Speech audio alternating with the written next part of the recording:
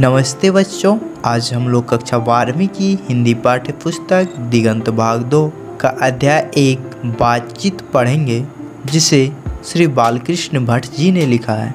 तो आइए बच्चों, सर्वप्रथम हम लोग लेखक परिचय पढ़ लें, अर्थात बालकृष्ण भट्ट के बारे में कुछ बातें जान लें। तो सर्वप्रथम क्या है, बालकृष्ण भट्ट का जन्म 23 जून 1844 में हुआ था तथा उनका निधन 20 जुलाई 1914 को हुआ था। निवास स्थान इलाहाबाद, उत्तर प्रदेश। माता का नाम पार्वती एवं पिता बेनी प्रसाद भट्ट थे। पिता एक व्यापारी थे और माता एक सुसंस्कृत महिला, जिन्होंने बालकृष्ण भट्ट के मन में अध्ययन की रुचि एवं लालसा जगाई। शिक्षा प्रारंभ में संस्कृत का अध्ययन, अर्थात बालकृष्ण भट्ट ने प्रारंभ में संस्कृत का अध्ययन किया। तदुपरांत 1867 में प्रयाग के मिशन स्कूल से एंट्रेंस परीक्षा दी। वृत्ति 1869 से 1875 तक प्रयाग के मिशन स्कूल में अध्यापन। 1845 से प्रयाग के CAV स्कूल में संस्कृत का अध्यापन। 1888 से प्रयाग की कायस्थ पाठशाला अध्यापक नियुक्त, किंतु उग्र स्वभाव के कारण नौकरी छोड़नी पड़ी और उसके बाद से लेखन कार्य पर ही निर्भर होना पड़ा। विशेष परिस्थिति बालकृष्ण भट्ट से क्या जुड़ी हुई थी। पिता के निधनोपरांत पैतृक व्यापार संभालने के नाम पर गृह कलह का सामना। पैतृक घर छोड़कर घोर आर्थिक संकट से जूझते हुए हिम्मत से काम लिया और साहित्य के प्रति समर्पित रहे। रचनात्मक सक्रियता। भारतेंदु हरिश्चंद्र की प्रेरणा से हिंदी वर्धनी सभा प्रयाग की ओर से 1877 में हिंदी प्रदीप नामक मासिक पत्रिका निकालना प्रारंभ किया। इसे वे 33 वर्षों तक चलाते रहे। इसमें नियमित रूप से सामाजिक, साहित्यिक, नैतिक, राजनीतिक विषयों पर निबंध लिखते रहे।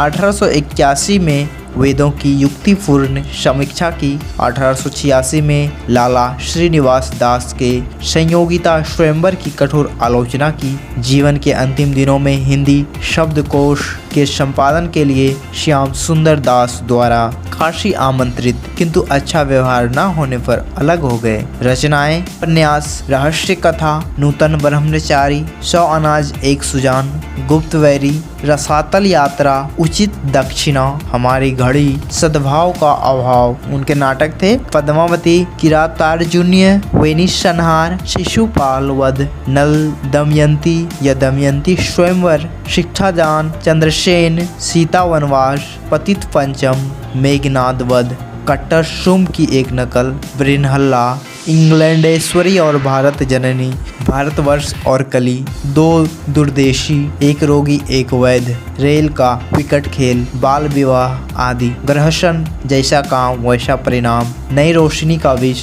आचार, विवंडन आदि निबंध 1000 के आसपास निबंध, जिनमें 100 से ऊपर बहुत महत्वपूर्ण। भट्ट निबंध माला नाम से 2 खंडों में एक संग्रह प्रकाशित। बालकृष्ण भट्ट आधुनिक हिंदी गद्य के आदि निर्माताओं और उन नायक रचनाकारों में एक हैं। वे भारतेंदु युग के प्रमुख साहित्यकारों में से हैं। वे हिंदी के प्रारंभिक युग के प्रमुख और महान पत्रकार, निबंधकार तथा हिंदी की आधुनिक आलोचना के प्रवर्तकों में अग्रगण्य हैं। उन्होंने आधुनिक हिंदी साहित्य को अपने प्रतिभाशाली, जनधर्मी व्यक्तित्व और लेखन से एक नवीन धरातल, नवीन दिशा और नया रूप, रंग और मानस दिया। निश्चय ही इस महत्तर युगांतरकारी कार्य में वे एकांकी नहीं थे। स्वयं भारतेंदु हरिश्चंद्र, प्रताप नारायण मिश्र, प्रेमघन, राधाचरण गोस्वामी जैसे अनेक महान साहित्यकार उनके साथ थे, किंतु यह एक सर्वसम्मत स्थापित मान्यता है कि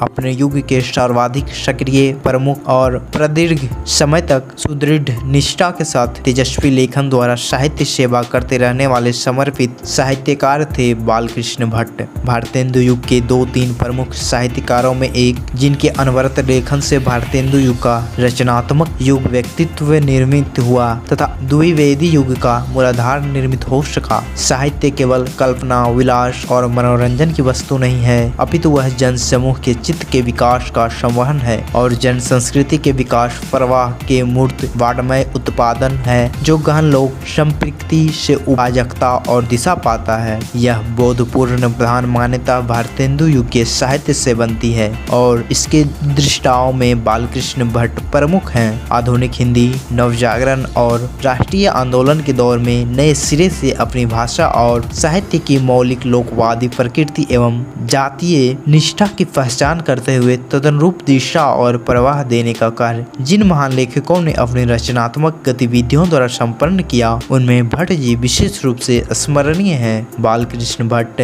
गद्यकार थे। वे अभिरुचि, मानस और प्रतिभा से परिवेश और यथार्थ से संपूर्ण सरोकार रखने वाले लेखक पत्रकार। उनके गद्य की भाषा और कला की जड़ें भी परिवेश और यथार्थ में ही थी। लोक व्यवहार में बोलचाल, बातचीत और अभिव्यक्ति में मूर्ति, भाषा और कला ही उनके गद्य का कलेश्वर बन जाती है। वह नवजागरण और स्वाधीनता संघर्ष का दौर था, जिसमें भीतरी और बाहरी, स्वदेशी और विदेशी शक्तियों से टकराव और संघर्ष ही जागरूक गद्य लेखक की नियति थी। यह टकराव और संघर्ष भट्ट जी के लेखन में आंतरिक दृढ़ता, तेज और तेवर बनकर उभरता है। भट्ट जी ने हिंदी प्रदीप में पूरे अधूरे अनेक उपन्यास लिखे, नाटक और प्रहसन लिखे, किंतु निबंध ही उनकी वह अपनी विधा है जिसमें उनका अभिप्राय पूर्ण संदेश लेखन पूरी शक्ति, सामर्थ्य और वैभव के साथ प्रकट हुआ है। सामाजिक समस्याओं पर उन्होंने जमकर लिखा है। बाल विवाह, स्त्री शिक्षा,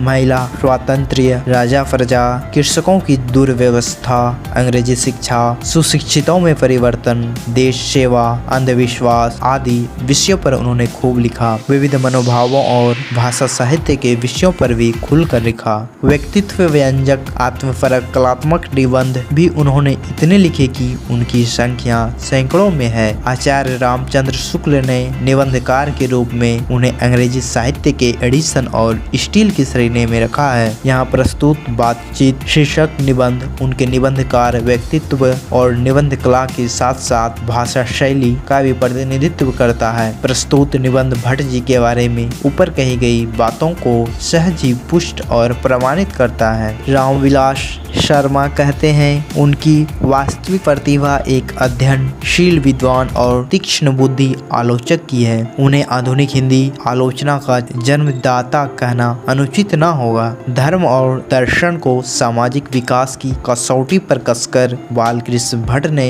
प्रगतिशील आलोचना की नींव डाली थी। तो बच्चों, आइए अब हम लोग इस कहानी को पढ़ें। बच्चों, इस वीडियो में इतना ही। आगे की कहानी के लिए डिस्क्रिप्शन में दिए गए लिंक पर क्लिक करें। तब तक के लिए धन्यवाद।